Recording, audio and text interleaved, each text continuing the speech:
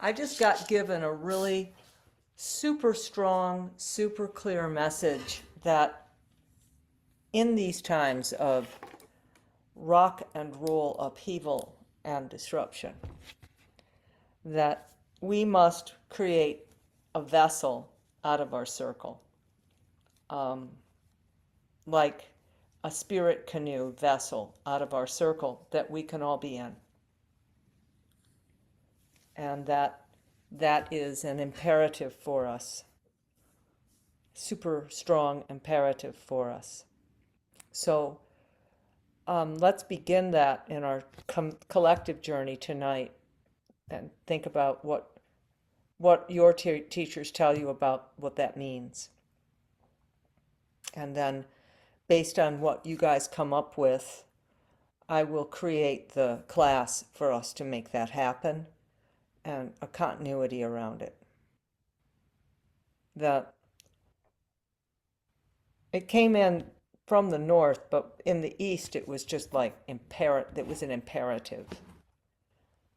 So, I mean, we have the structure really in place, but we need to make it an intentional vessel like a Noah's Ark for us.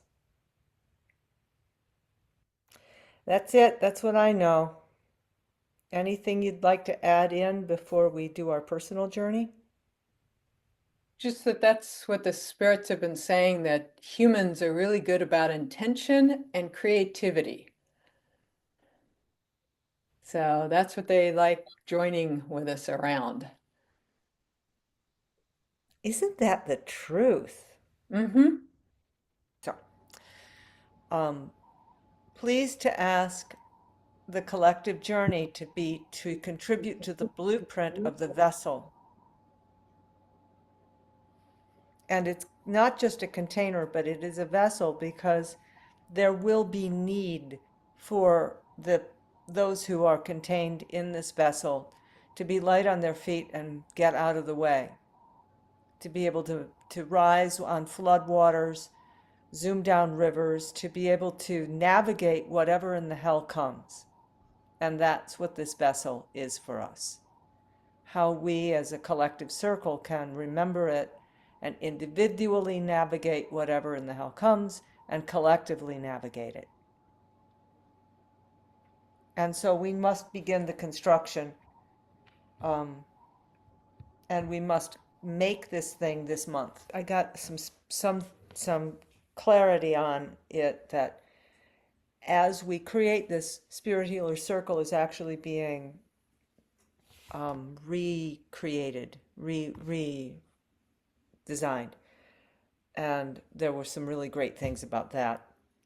The activity of making it, for me to call us into a circle would be, part of it would be each of us bringing either a strip of cloth or a piece of bark or something that we will write symbols on and words on and journeying to get what those are, and then we'll weave them together collectively in a journey to form the hull. So that was the piece of that I got, and that was enough for me to bring back because you guys are bringing back everything else. Paul,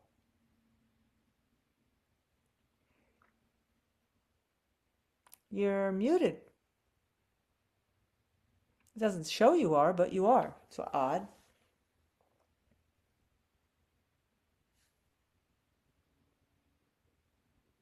Hmm.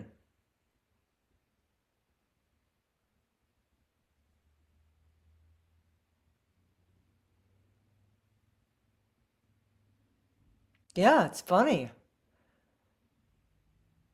Maybe check the microphone, the little arrow at the mic on the microphone, and see if for some reason you got switched to some microphone that doesn't exist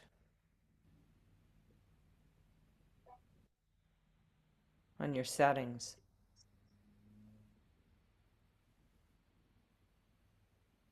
Testing, testing, testing. There you There go. you go. Testing, testing. Okay, back to it. Don't know what went wrong, but at any rate, let myself go and found myself in the dragon village. And I asked, well, who here can give me some advice? And I met I'm going to call them a vessel master. Mm. And I presented the problem that you voiced, Carla, and they listened quite intently. And it appeared as a very long serpentine dragon, more like a snake with large horny scales on the back of it, and was very much intrigued by this. And was I was given the advice of turning to them in terms of what the design, our collective should be for this, and there is some sort of a cosmic link to it, which will somehow transport us. Now, who the us are, I don't know. Whether it's going to be other concerned practitioners or our own circle or what, I don't know. But I was given that sort of guidance. So a vessel master with some sort of a helping our connect our vessel to some sort of cosmic energy. And I saw space with stars in it. So it may be we go to our own birth stars or our own particular spot in the cosmos to get energy. I don't know, but The, that's the very first journey that we do with it will be, they said, a spirit canoe journey to retrieve the soul of the vessel from the stars, to be have the vessel be birthed from its birth star. So that's perfect. Jen. Yeah, let me go after Paul because I got initially, even before I started to journey, dragon wings for sure. Dragon wings. And then what was so cool was I was just feeling our circle, and then I felt it was like it was kind of hanging suspended, in this area, and then realizing that it's connected to all these other groups that are doing this in one form or another. And just at first it felt like they're coming to our group, and then it was like, no, we're part of a larger group. So I was just feeling this unified, I mean, people are probably calling it in different ways, but that's what humans do. We create different images, but it just feels like we're just part of this larger collective, which, for me, I've always thought of as transforming global consciousness and all through my work with noetic sciences. But anyway, it was just like fantastic that yes, we're doing it, and it's such a huge collective with millions of people. So yeah. So Yes. that was just, yeah. Yeah. Mm-hmm. Ooh, thank you. Ladies. Penny. First, I was back down in the roots and asking, who has something to offer here? And I saw spiral, but it kind of looked like smoke. And then I saw different things that they later, I wasn't sure if it was like a very elongated DNA strand or it was ivy or something. And they were like, this will be used to bind things together that need to come together. And then I was at the surface and then asking the dragons if there was something, and they offered something. And then the councils of light and the council of the grandmothers, they were offering something. I often can tell they're offering stuff, but I have no idea what it was. But lots of pieces. And I was like, am I supposed to know what this is about? And they were like, no, this is just the different offerings and it's going to come together. Okay, well, there you go.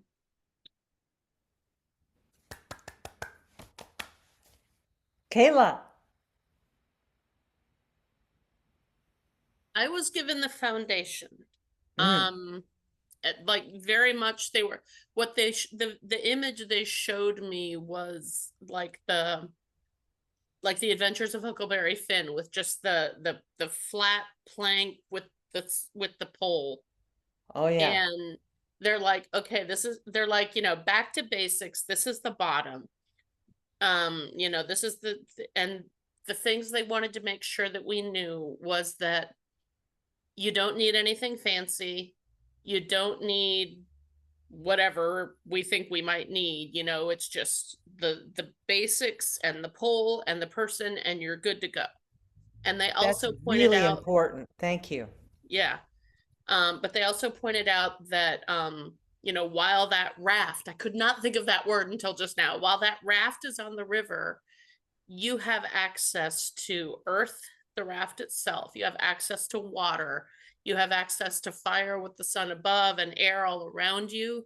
And you have everything you need right there. You've got the water, and then inside the water, you've got seaweed, you've got fish, you've got everything you need right there. And I kept asking for and they also made some sort of comment about, it covers everybody. You've got the children and the adults, you've got the marginalized and the less marginalized, and it's all right there. And I kept asking for, more, what else can, and they're like, no, this is it. This is the basics. This is the simplistic. This is all that you need to do. So. I love that. One of the pieces that they said that in my outreach of leadership, is to make sure that we have so many people in the circle who don't come to Zooms, right? The circle is 50 people and they don't all come to Zooms, right? So or it's 30, I don't know. It's a bunch of people. And so how do we get them engaged in the raft? And the answer is what you just said, Kayla, that it's not complicated, to keep it super simple so that people can engage in the raft without it being a big hairy deal, etc. Thank you. That's really important. Paul. I don't like to be a great interrupter here, but Kayla, one of the things I did when I went to the vessel master, I asked, well, what is this going to be for? Will there be protection? And I did not get an answer, but I think the answer was given to you in terms of how this vessel will work. So I just wanted to add that little tidbit. Mm. Thank you.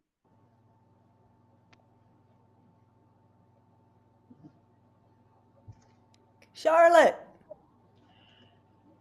Well, I was shown a number of things that there needs to be a area for people to rest when they're working on stuff, that they don't overload themselves. And then they gave me the most important part, that the dragons were going to create an egg for the top of it to give us protection from all the things I might run into. Ooh.